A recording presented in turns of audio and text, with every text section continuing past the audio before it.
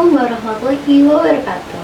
Halo teman-teman, kenalin, namaku Karisma Azhara Tuzana. Aku merupakan seorang mahasiswa Fakultas Syariah. Sekarang aku semester 8 di Institut Agama Islam Negeri Kudus. Saat ini aku juga menjadi salah satu awardee PSI Scholarship Inspirasi batch yang kedua. Aku bakal spill tips and tricks supaya kalian bisa memilih jalur masuk ke perguruan tinggi.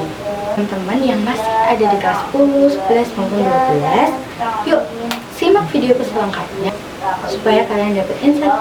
Sebelum kalian daftar kuliah, kalian harus tahu dulu macam-macam perguruan tinggi. Yang pertama, perguruan tinggi negeri atau PTN. Mereka ini dinaungi langsung oleh Kemendikbud, sekarang sudah menjadi Kemendikti.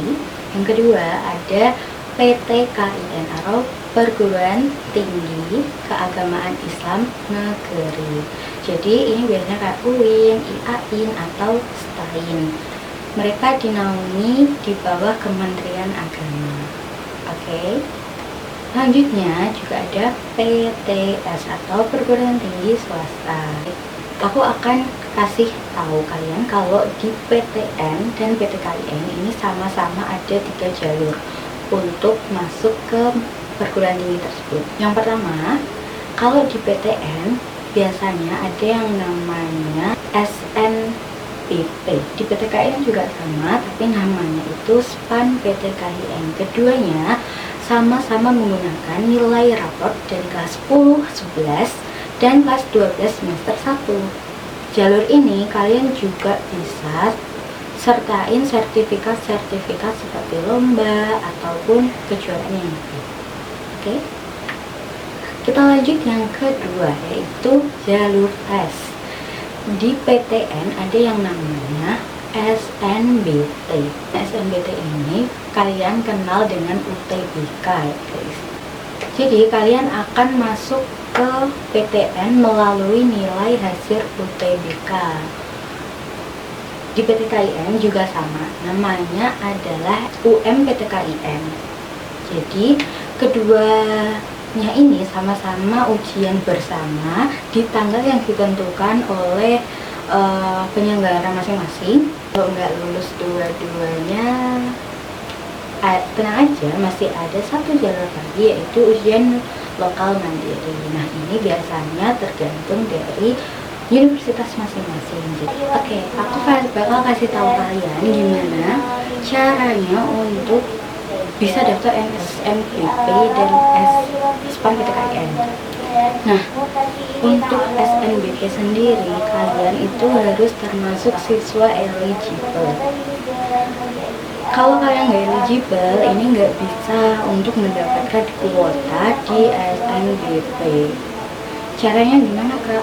Biar jadi siswa eligible, kalian harus mempertahankan nilai rapor dari semester 1 sampai semester 5 atau dari kelas 10 sampai kelas 12 semester 1. Nah ini biasanya ada perankingan sendiri dari sekolahan yang hanya siswa-siswa tertentu, dan kuotanya berbeda-beda di setiap sekolah. Kalau sekolah kalian itu bagus, biasanya kuotanya adalah 40% dari keseluruhan siswa pada angkatan tersebut. Dan kalau kalian daftar SNBP ini hanya khusus, misalnya kalian itu lulus di 2025, jadi kalian harus daftar juga di tahun yang sama gitu. SPAN PTKIN dia agak berbeda ya, tidak ada harus eligible tuh enggak, tapi kalian juga harus mempertahankan nilai yang bagus dari semester 1 sampai semester 5. Dan karena ini jalur prestasi, sekali lagi kalian harus siapkan dokumen-dokumen pendukung, karena ini nanti juga dinilai dari sistem. Semakin banyak sertifikat perlombaan yang kalian input, kemungkinan nilainya akan lebih bagus. Dan lalu kalian juga harus memperhatikan jurusan yang kalian mau. Jadi kalian harus riset dulu di awal, kuota penerimaannya ada berapa, apakah itu favorit, atau bagaimana. Dan kalian juga bisa download aplikasi atau di website untuk ngecek apakah nilai kalian ini tuh bisa nggak buat nembus ke universitas tersebut. Nah, untuk SNBP ini kalian biasanya cuma bisa memilih dua pilihan.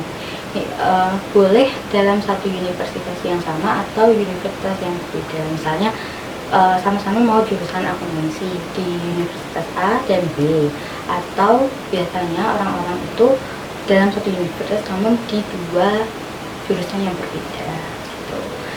Berbeda kalau di SPAN PTKIN.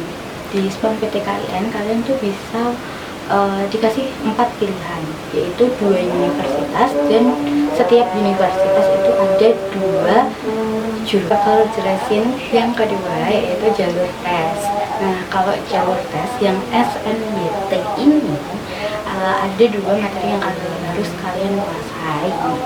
Yang pertama yaitu tes potensi skolastik, dan yang kedua itu tes LIPAS. Nah, kalau di UMPTKN ini juga sama, ada tes-tes penalaran umum, ada tes bahasa Indonesia, bahasa Inggris, dan lain sebagainya. Tapi yang harus kalian catat di sini, karena dia adalah perguruan tinggi keagamaan Islam, jadi ada juga mata pelajaran yang berbau dengan keislaman seperti fikih, Quran, hadis, bahasa Arab, dan lain sebagainya. Nah, aku ada saran buat teman-teman semua untuk menghadapi sesi tes yang kali ini. Kalau kalian mau masuk ke jalur SNBP, kalian bisa ngikutin les kayak di Brimagama atau di GO, karena mereka punya paket yang khusus membahas soal-soal UTBK. Nah, kalau kalian lebih suka belajar online, biasanya ada di platform belajar online seperti di Ruang Guru atau di Zenus. Nah, kalau UMPTKIN ini gimana, Kak? Nah, sebenarnya karena materi yang diujikan itu hampir mirip ya guys, untuk di tes penalaran umum atau tes potensi skolastik ini tadi, karena kan mirip, kalian bisa belajar dari Google, dari YouTube, atau kalian juga bisa gabung ke grup-grup Telegram, atau kalian cari Instagram untuk teman belajar kalian. Ujian mandiri ini biasanya soalnya nggak jauh beda dengan soal yang di UTBK maupun UMPTKIN, namun ini bisa disesuaikan oleh kampus masing-masing. Tips untuk belajar yang ujian mandiri ini, kalian pelajarin aja soal-soal tentang UTBK maupun tes UMPTKIN, karena biasanya itu hampir mirip atau diambilkan dari sana untuk referensinya. Tapi biasanya ada juga yang nge-share gitu guys di internet. Ada teman-teman yang nge-share lewat Instagram ataupun TikTok di sosial media tentang ujian lokal mandiri. Biasanya ada yang kayak UTUL atau SIMAK UI. Nah, kalian bisa kepoin kalian tuh harus banget aktif mencari informasi terkait pendaftaran. Bisa lewat Instagram atau TikTok atau platform media sosial yang lain. Oke, next aku bakal bahas tentang macam-macam beasiswa untuk teman-teman mahasiswa. Jadi stay tune, jangan lupa untuk like, comment, dan subscribe. Dan jangan lupa share ke teman-teman kalian supaya mereka juga tahu. Bye bye. Assalamualaikum warahmatullahi wabarakatuh.